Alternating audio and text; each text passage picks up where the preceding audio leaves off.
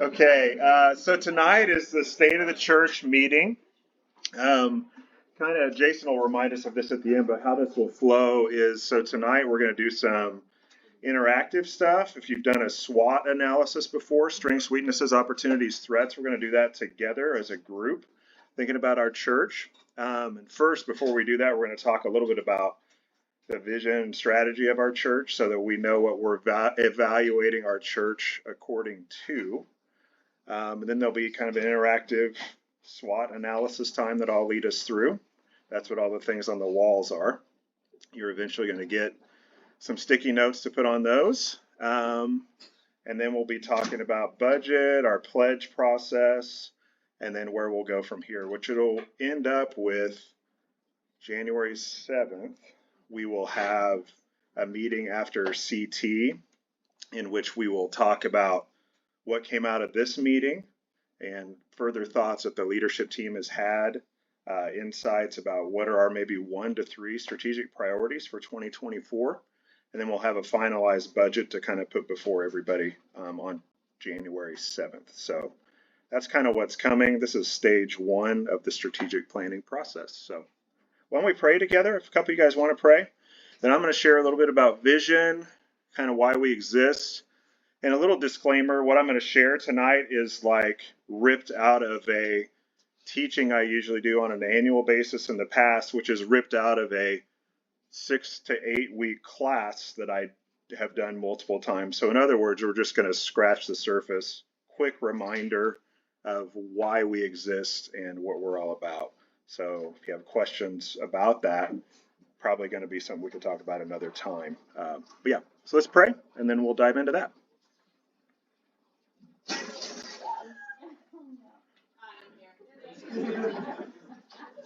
Whoever knocks those over has to take them home. Yes, please. Yeah, if a few of you guys want to pray, go for it, and then I'll close this. Yeah, just like as we've studied in Acts, God, you want to lead us, you want to direct us. Sometimes you do that through corporate leading, through the gifts, the insights of a group or a group of leaders. Sometimes you do it by giving specific insight to an individual. You just like to lead us, and you do it in a variety of ways. So we thank you that you do care for us. You want to direct us. You've also given us so much direction already about what really matters, what your heart beats for, and what you want our hearts to beat for. So I pray that you'd help us not overcomplicate that, but really keep the main things the main thing, and really enter into more what's on your heart for not only us, but for the world. Amen. Okay, so why is the Village Organic Church Network? That's what OCN means. Why does it exist? So we're just going to look at some scriptures. I'm going to ask you to read first. I know you love it. Matthew 22 says this. Andrew. Teacher, which command in the law is the greatest? He said to him, love the Lord your God with all your heart, with all your soul, and with all your mind. This is the greatest and most important command. The second is like it. Love your neighbor as yourself. All the law and the prophets depend on these 2 commands. Yeah, so that's Jesus' answer to the guy who came up and asked, what's the most important thing? What's on God's heart? What does he care most about? And Jesus is like, essentially it boils down to this: love God with everything you've got. And part of loving God with everything you've got is loving others with everything you've got. Obsessing over caring for and loving others. So what does that look like? Pete, do you mind? Pete's going to read this. So love God, love others, and then a little more detail on what this looks like from Matthew 28. Oh, you need the text, right? Yeah. Jesus came near and said to them, all authority has been given to me in heaven and on earth. Go therefore and make disciples of all nations, baptizing them in the name of the Father, and of the Son, and of the Holy Spirit, teaching them to observe everything I have commanded you. And remember, I am with you always to the end of the age. Awesome. Yeah, so that is what ultimately we're about. And what I would say every Bible-believing church really is about is the Great Commandment, the Great Commission, loving God, loving people, making disciples, which making disciples includes helping put them into Christ, baptizing them, helping them come to know Christ, and then teaching people to obey everything that Jesus has commanded, which includes the call to make disciples, the call to love God, love people with everything we've got. So how do we do that? What's our vision as a church? Our vision as a church is to become a network of multiplying house churches. So that's what we want to become. That's our picture of a preferred future. The reason why we do house churches, etc., I don't have time to get into that tonight, just because we want to provide time for the SWOT analysis. But if you do have some questions about that, please ask. It's a great environment to love God, help people love God, love people, and make disciples, and help people learn how to make disciples and love God and love people. The purpose of house churches are organic, interdependent communities in which we study and live out the biblical vision of the church while intentionally pursuing the unchurched and de-churched. So that's what we're trying to do in our house church meetings. This is what we're trying to do also in CT, day-to-day, life on life, etc. But house churches are kind of the hub, the center of what we do. The strategy of the Village Organic Church Network is this, and if we're going to become a network of multiplying house churches, we believe we need to seek to develop thinking, caring, and active disciples of Jesus who are able to credibly communicate biblical truth and love in a complex world. All those words are pretty thought through. It's a pretty dense sentence. And again, in the longer teaching or the course, we unpack why all that's important, why it's all essential to loving God, loving people, and making disciples. But that's kind of what we're about. Why we do house churches, we believe it will help people love God, love people, make disciples. And yeah, if we're going to become a network of multiplying house churches, we've got to be about those things. So I often do this, so we're going to do it again. I'm going to let you guys talk about this because some of you have heard this 7,572 times. So let's look at it from a different angle. Why we exist, how we're different maybe than some churches. We have this, the traditional or staff-centered paradigm of doing church. Who would like to explain or give some insight into what this little depiction drawing illustrates? Or one piece. You don't have to explain all of it. Just one piece. Just talk. Go for it.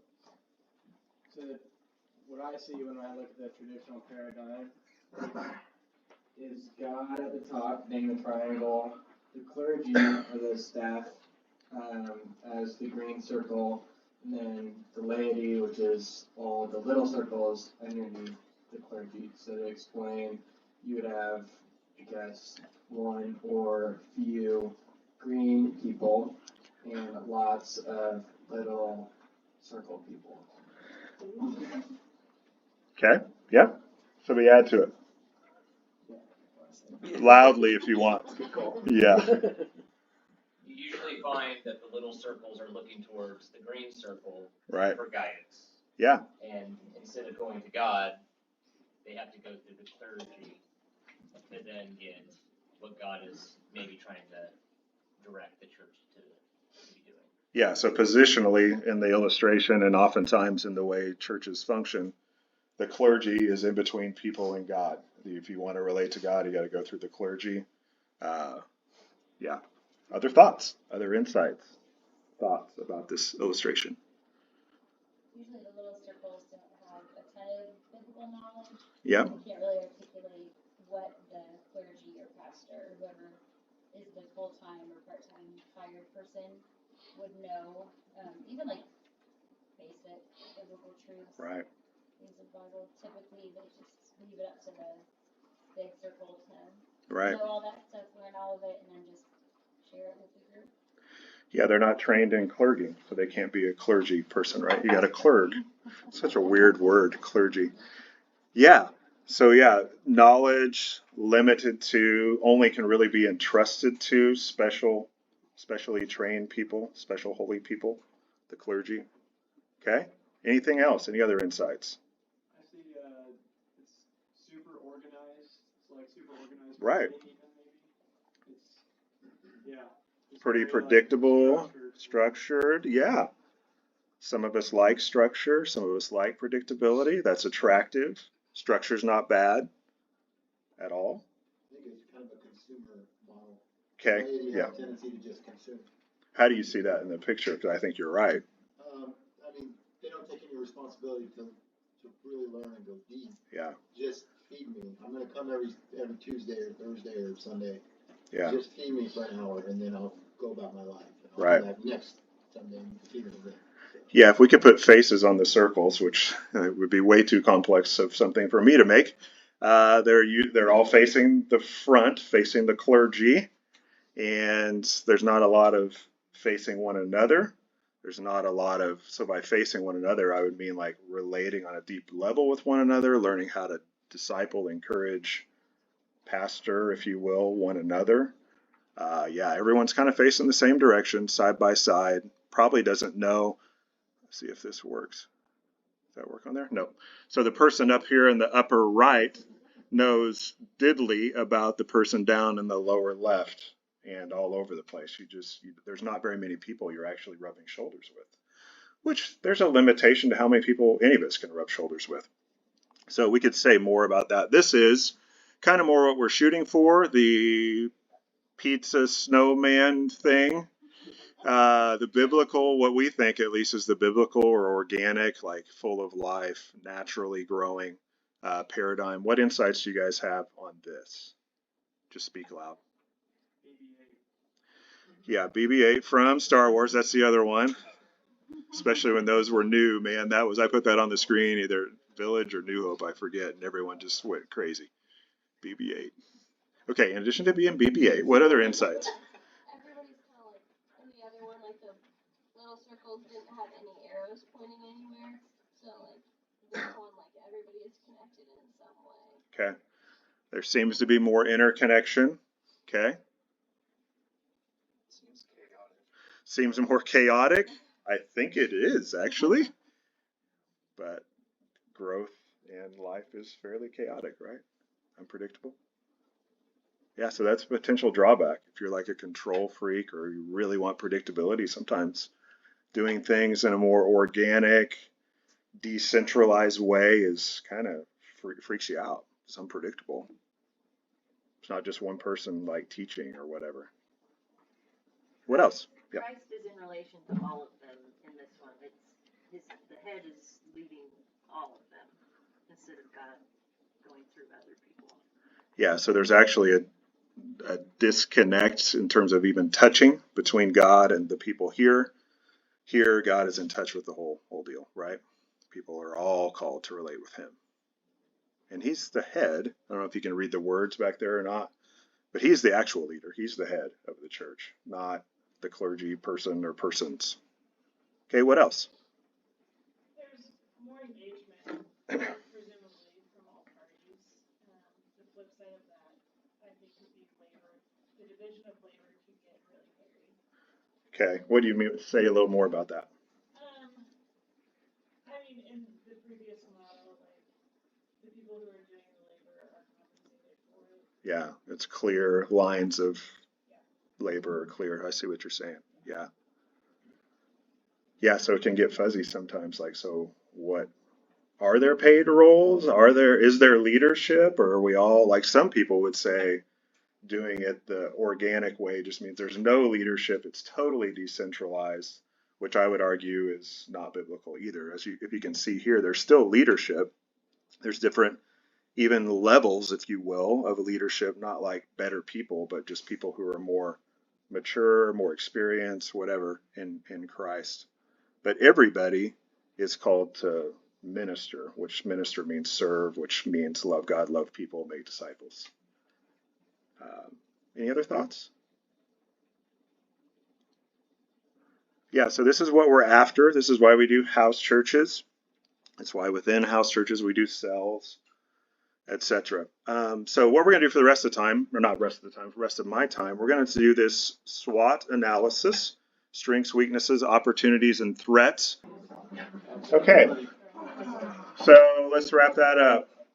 So again, the leadership team will look at those. I'll go through and take pictures when we're done. Actually, I know there's some more still being put up there. And we'll look through those. We'll talk through them, try to see what things are arising from the Lord. Remember, though, the big things, the majors, the things that are never going to change is we're called to love God, love people, make disciples. We're convinced that house churches and everything connected to that makes a lot of sense as a key way to do that. But if the day comes where house churches don't make sense to love God, love people, and make disciples, I pray to God we'd have the humility to do something else. So house churches aren't eternal. Loving God, loving people, and then helping people love God and love people. That's what's eternal. So just to emphasize that. Okay, that's what I've got. And Corey, you're up next, I think. Up on this slide is very tiny, but no, that's fine.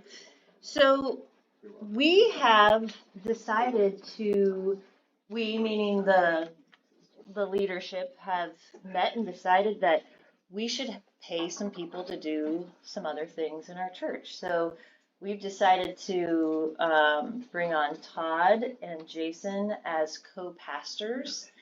And up here are their job descriptions.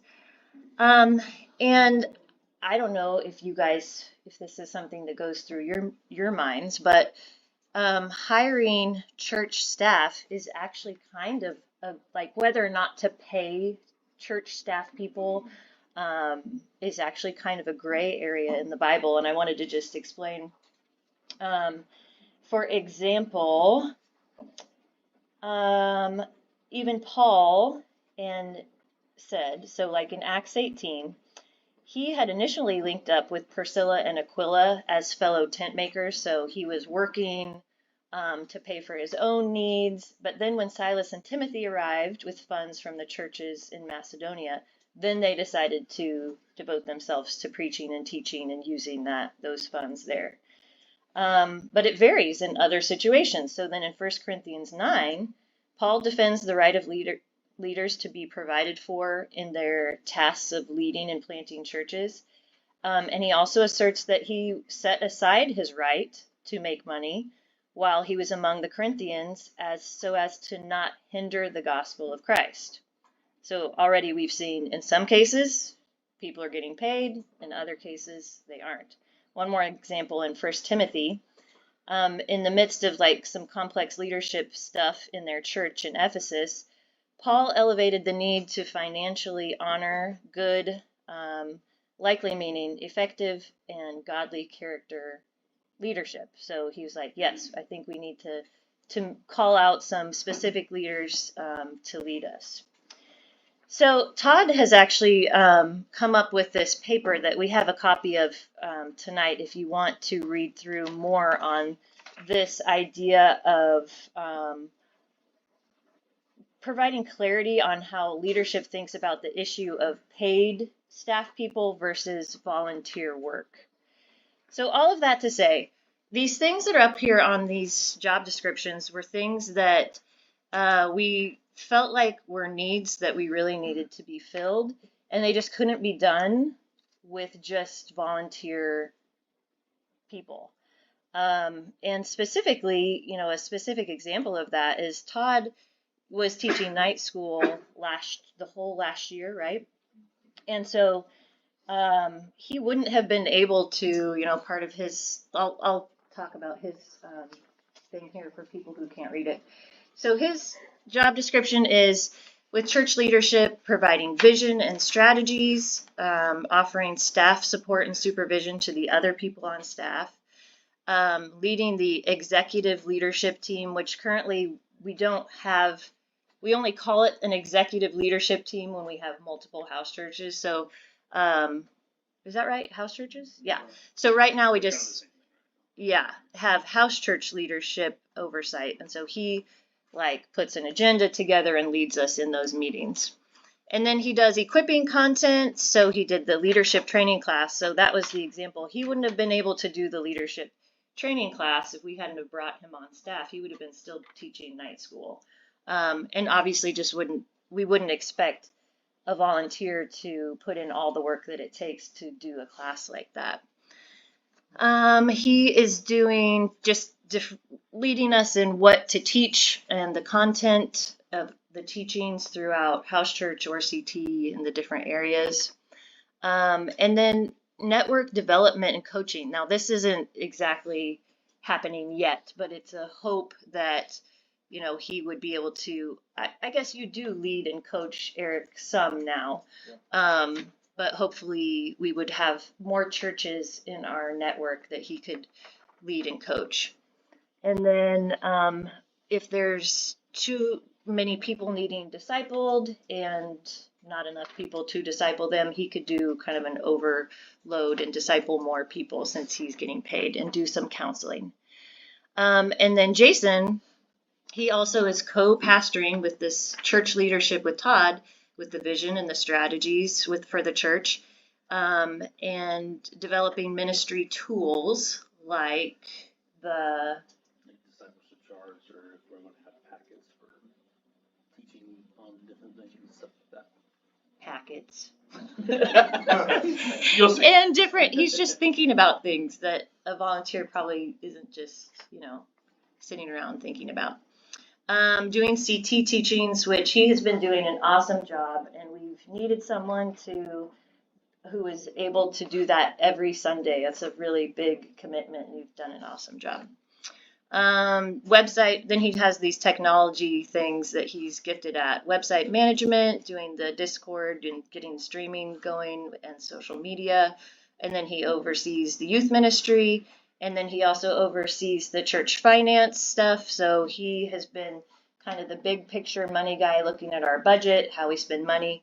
And I'm the little guy budget person who writes checks and sends emails to our accountant. And then again, an overload if there's discipleship that needs to be done, and some counseling. So those are the job descriptions. That is kind of a small reason of why we thought it would be awesome to bring them on as staff.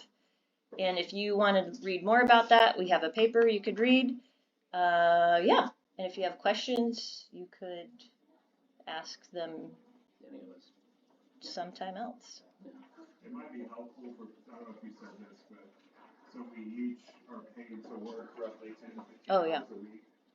More like when you teach CT, whoever teaches CT, they get paid a lot of stipend on top of that. Because that takes more hours. Cool. So, regarding budget, now we're going to talk numbers.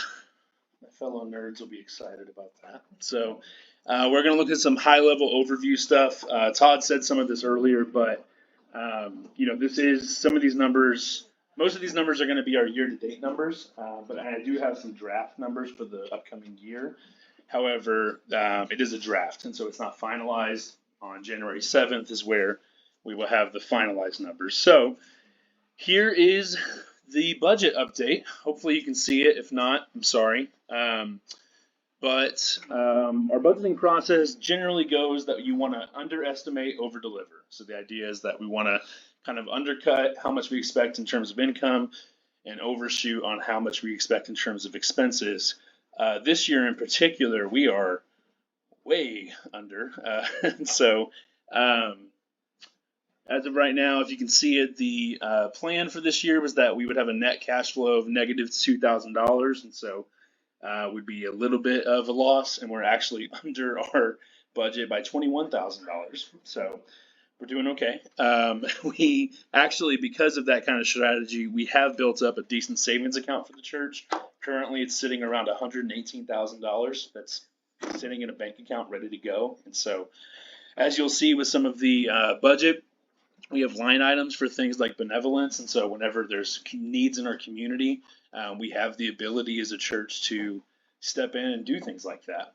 One of the benefits of the way that we do community and do house churches is that we don't have a lot of overhead. And that lack of overhead allows us to be wildly generous. Other thing I'll say is that not all generosity within our community is represented in these numbers. There's obviously cases where we are taking care of one another, providing for one another, and it doesn't pass through the budget. And so I just want to highlight that and kind of call attention to that there's cool examples I want to share, but it's not my place to share, of people in our community providing for one another that may not be necessarily represented on these numbers. So We're going to do a quick overview of the year-to-date expenses just to give you an idea of what are the kind of things that our church spends money on. And so, oh, that's small. That's going to be tough. So these are administrative expenses. And so these are just the costs of existing, basically. So things like accounting services and accounting software, insurance for the church, office supplies, things like that. And so, by the way, these numbers are all in an Excel sheet that I'm happy to send to anyone. And so if you would like that, we'll send it out. We have an open book policy as a church in terms of there's nothing hidden or anything like that. And so, yeah, so those are administrative expenses for year to date. So these are so far this year, this is what we spent as of like 2 days ago. This is our charitable support section. And so we give to a number of charities in terms of in our local community through Be Able and the Care Portal. That gifts, that's actually the benevolence fund. It's the same thing. And so we actually budget for $3,600 a year for the benevolence fund. And so we're not fully using that. And so I kind of wanted to say something like, hey, we have funds available to help people. So if you're hearing of ways that we can step in and help folks out, let us know. I mean, ask us about it. Maybe we can step in and bless some people with that. We also support some long-term missions. That number, that $1,000 is not correct. It's $2,700. There was an accounting error that we are getting resolved, and it was getting fixed today. And if I fixed that, I had to fix like 7 other slides, and I'm lazy. So trust me, that should be $2,700.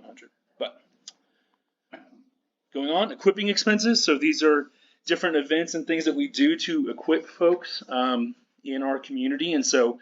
Because we have a bunch in savings and we were way under our budget, we chose to put some church funds towards the men's and women's retreats. We wanted to subsidize the cost of that so that we could bless folks in our community and have time to spend together as men and women. And outside of that, all of these are pretty standard, pretty on track with what our budget was. The retreat honorarium and seasonal equipping teacher, those line items were payments to Todd, I think, for what he did on the retreat last year. Those will not be on there now that we are on staff. Those will be wrapped into our pay effectively. So, ministry expenses. So, the big thing, one of the reasons that we're so under budget this year is the facility rental for central teaching. And so we had budgeted for $12,000 for the year. We're at $1,100 for the year. And so the union is really cheap. It's a great place for us to meet. And so, and yeah, as far as, look at my notes here. Oh, I did want to point out, student ministry is not nearly that high at $3,000. Basically, we noticed that CT Starbucks was in there. Should be under adult ministry, so same end effect. But there was a funny moment yesterday where we were like, how much pizza are the students eating that we're at $3,000? We dug into it and realized, oh, it's a Starbucks. So, yeah. But anyways, again, same amount at the end under total ministry expenses. And then payroll expenses. So on staff for myself, Todd, Jeff, and Becca, these are the total that has been paid so far for the year. So kind of summarizes the overall expenses and where those money's going. Again, if you have questions, please reach out to me. Happy to open the books and talk through things like this with you. As far as the upcoming year, for our draft budget for the upcoming year, so right now we are estimating about $80,000 in pledges. That's what we're going to end this year on. We're going to talk a little bit more about pledges here in a moment. And then based on this year's budget and some of the staff changes, we are currently at a net cash flow of negative $3,800, which again, we have $118,000 in the bank. So we're not too worried about that. And again, we do tend to overestimate our expenses. And so that being said, I had a couple of thoughts I wanted to share on tithes, or on pledges rather, which are often referred to as tithes. I mean, it's the same term, they're pretty much interchangeable. And so I don't know if you can feel it, but like the temperature went up like 5-10 degrees in the room just by bringing up money, right? Like anytime you bring up giving and church and money, like it just can be an uncomfortable subject. And I'm even prone to saying, like, if giving to the church, if the thought of that makes you uncomfortable, just don't do it. Like, I don't want that to be a barrier. I don't want that to make people uncomfortable. I don't want there to be suspicion. Like, I don't even want there to be a hint of like, this is weird or wrong. And so for the sake of my own comfort, if you're uncomfortable, just don't do it. The problem is that the biblical authors do not seem to have those qualms that I do. And so we're going to read a few verses and see a few things. So money and possessions are actually spoken of in the Bible more than twice as much as faith and prayer combined. So over 2,300 verses address money, possessions, how to treat possessions, things of that nature. And in the Bible, spiritual vitality is often kind of linked to money, wealth, and how it affects us. And so in Revelation, we see the church at Laodicea, that their wealth has masked their need for God, that they think that they're doing great and that life's awesome because all their needs are met. And so, we don't really need God because things are going well. In 1 Timothy 6, we see that the love of money is the root of all sorts of evil. And it's always important to point out that it's not money that's the root of all evil. It's the love of money. Money is just a thing. It's a piece of paper or a number on a screen. It is not inherently moral. It's the way that it affects us that becomes the problem. And then in one of my favorite pictures around money from Jesus in Luke 21, it says, Jesus looked up and saw the rich putting their gifts into the offering box, and he saw a poor widow put in 2 small copper coins. And he said, truly, I tell you, this poor widow has put in more than all of them. For they all contributed out of their abundance, but she out of her poverty put in all she had to live on. And so Jesus is impressed with and praises this woman because Jesus and God is interested in faith or trust in his provision, but he's not really so concerned with the amount. God's never stressed over a budget line. It's not about the amount of money that's being given. It's about the heart behind it. Another example of this is in 2 Corinthians, where Paul, the context for this is Paul is speaking to a collection that was being taken up to support ministry back in Jerusalem. And so Paul says this, remember this, whoever sows sparingly will also reap sparingly, and whoever sows generously will also reap generously. Each of you should give what you have decided in your heart to give, not reluctantly or under compulsion, for God loves a cheerful giver. And God is able to bless you abundantly so that in all things, at all times, having all that you need, you will abound in every good work. And so I have it underlined, this idea of not reluctantly, not under compulsion, which kind of speaks to what I mentioned at the beginning of like my impulse of like, oh, if it makes you uncomfortable, just don't do it. Like there's a little bit of truth to that, because like God wants us to joyfully give to one another, to joyfully give to ministry, to joyfully give to community. And it's supposed to be fun. It's supposed to be, there's the saying, it's in the scriptures of, it's more blessed to give than to receive. And if you've had the chance to do that, you know how true that is. It's way more fun to give to one another sometimes than it is to receive. And so, yeah. Last one. Luke 16 says, whoever can be trusted, and this is Jesus speaking, whoever can be trusted with very little can also be trusted with much. And whoever is dishonest with very little will also be dishonest with much. So if you have not been trustworthy in handling worldly wealth, who will trust you with true riches? And if you have not been trustworthy with someone else's property, who will give you property of your own? No one can serve 2 masters. Either you will hate the one and love the other, or you will be devoted to the one and despise the other. You cannot serve both God and money. And so I would say I speak on behalf of the ELT that we take this responsibility seriously, and that this wealth is not our own, that it does belong to God, and we want to use it to bless the community and those around us. We want to steward our resources well so that we can do those things, that we can bless both our community of the village, but really to be a blessing to the community of Manhattan.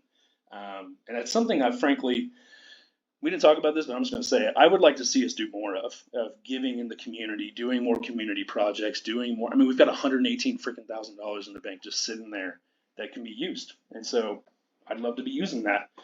I don't have any ideas, but I'm sure some others would. So if you do, let's talk about it. So my final thought is this, that, because I wrote final thought and I need to say that out loud. So it said at the end of there, it says, you cannot serve both God and money. And so for me, when Maggie and I first got married, I brought all of the debt into our marriage, and there was a lot of anxiety I had around money. Oh my gosh, just thinking about it stresses me out. And Derek and I were meeting at the time, and in one of our discipleship meetings, he kind of brought up to me, I think I brought up to him that I was feeling stressed about money, and I wasn't sure how the future was going to work out, and I had all this debt, and I wasn't sure, what to do with it. And in some way, he kind of asked, well, like, what does your giving look like? And I remember just being like, that's a weird time to ask me that, man. I'm like, I'm stressing out here. And as we talked about it, he kind of explained to me how this giving has this effect, and what I've come to experience is it has this effect of disconnecting the tether of the false lie of security that money has on our lives. This idea that, oh, I'm safe because there's a certain amount of money in my savings account.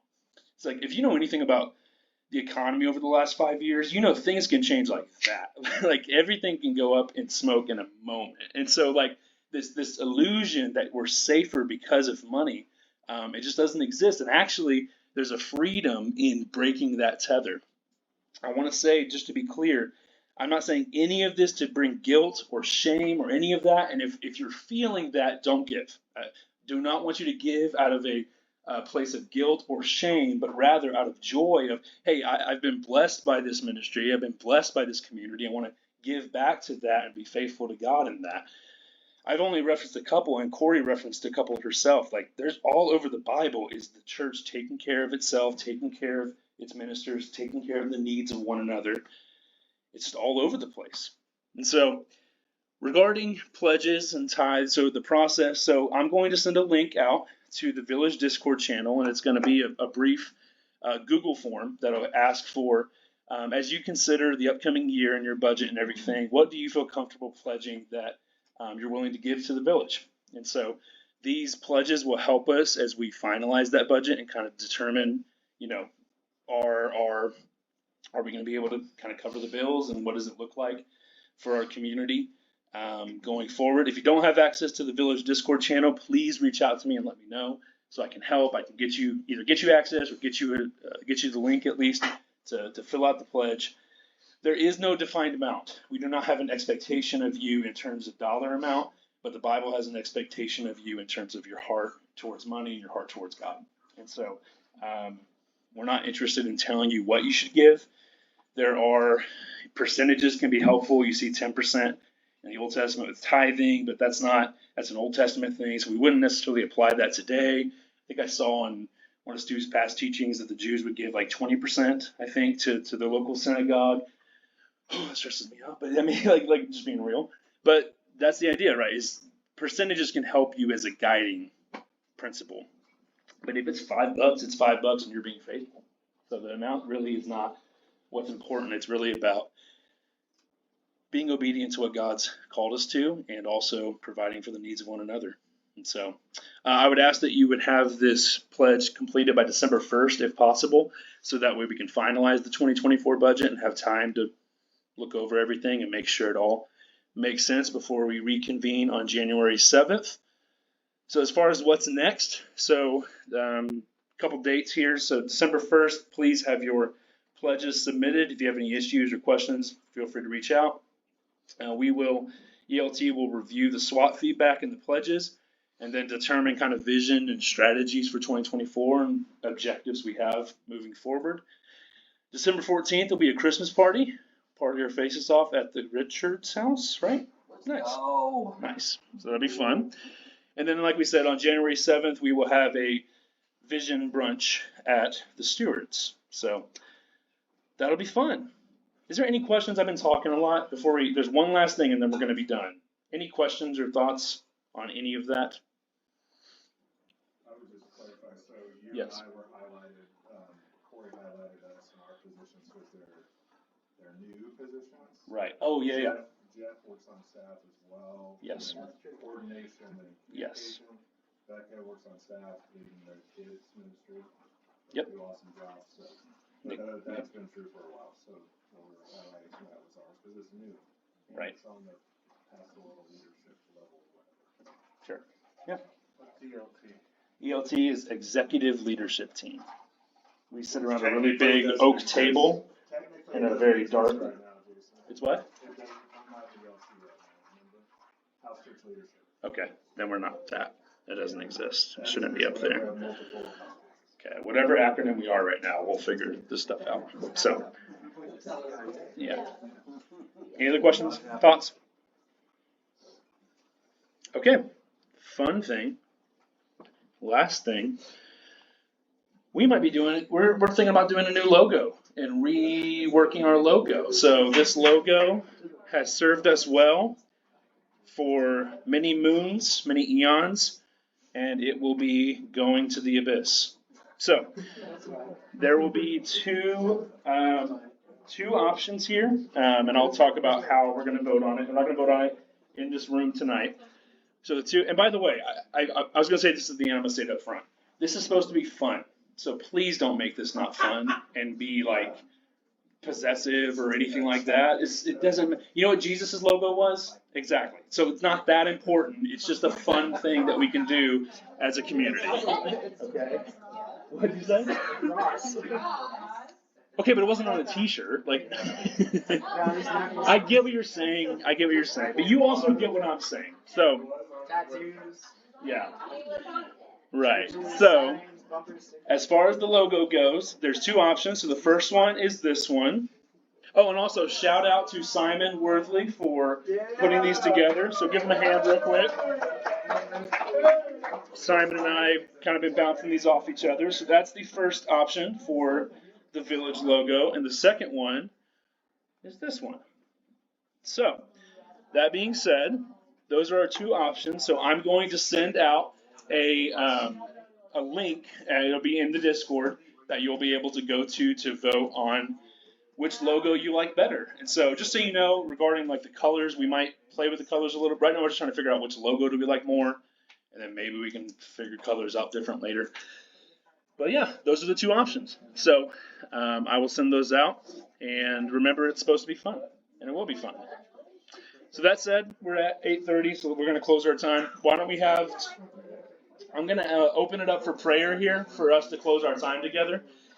And I'm going to leave it open for a little bit. I think it'd be good for us to pray for a little bit here, and just have a chance to, pray over things that maybe you thought about during the SWOT analysis, pray over issues around money, and, maybe even confessing some areas in your life that you want to give to God. Or this is a really cool opportunity that we have to be closer to one another and to be closer to God. And so, and that's the goal with all of this, is that we would, like Todd said, that we would love God, that we would love one another, and that we would make disciples. So let's have some time for prayer, and then I'll close this out.